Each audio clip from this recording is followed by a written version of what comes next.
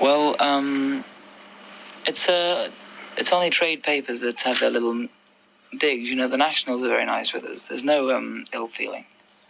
What about during the period of the breakup? Well, this was the only ill feeling. There was the various arguments between the brothers, which again is a family thing. And if your family, anybody's family, can argue, it's not in the press.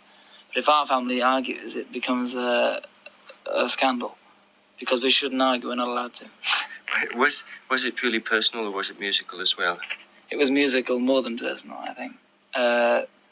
Like Vince and Colin both like blues very much, and at this time, my brothers and myself were on a pop commercial kick, and we love ballads, and we always will, you know.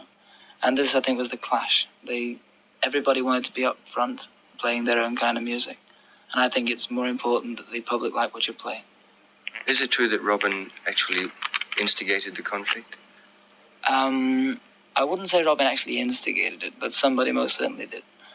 If it wasn't Robin, it was somebody. Well, how about the future? Do we see the BeeGees back together again? That's a very strong point. That it could be. I can't say definite, but I'd like to see the BeeGees again touring or working within the next year. But it wouldn't be a thing that would be staying together. That's the thing. We'll still pursue our own careers. Well, you're more or less solo now. Do you find you miss Robin and Morris musically? Yeah. Not musically, I miss them both as brothers, and I'm forgetting the musical side of it. But musically, I used to enjoy the harmonies and enjoying writing songs together as well as writing them alone. It's also a lot of fun writing together. What's the trend in England now with pop music? Oh, there isn't one. There is no trend. It bounces from Tom Jones to Mungo Jerry, which is number one now. It's very, very hard to say. The group split up every day. You know, it's something that I myself said a year ago, that the groups would have to fall by the wayside in the next year, and the ones that can stay there will do. You know, that whether that takes in us or not, I don't know. It isn't really a point to worry about now. But the Beatles split, you see it. Everybody follows. What about the trend of everyone from everyone else's group playing with others and so on? I don't agree with that. Never have done.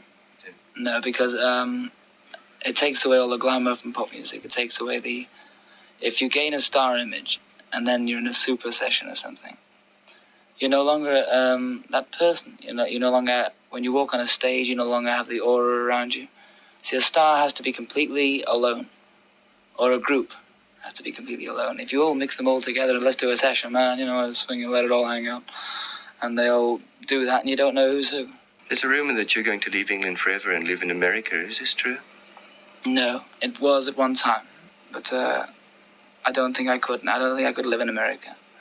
I've been over enough times now to see it and to discuss it with myself, so to speak. And I think I'd prefer to live in England, and either England or Australia, because they're a little bit freer. I think they're freer countries. But America, I think, is too tied up with laws and things like that.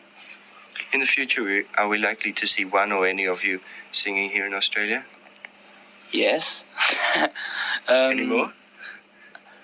I will be appearing here very soon. I can't say exactly soon, but it will be within the next sort of 3 to 6 months. But I can't vouch for my brothers. I don't know what they're doing.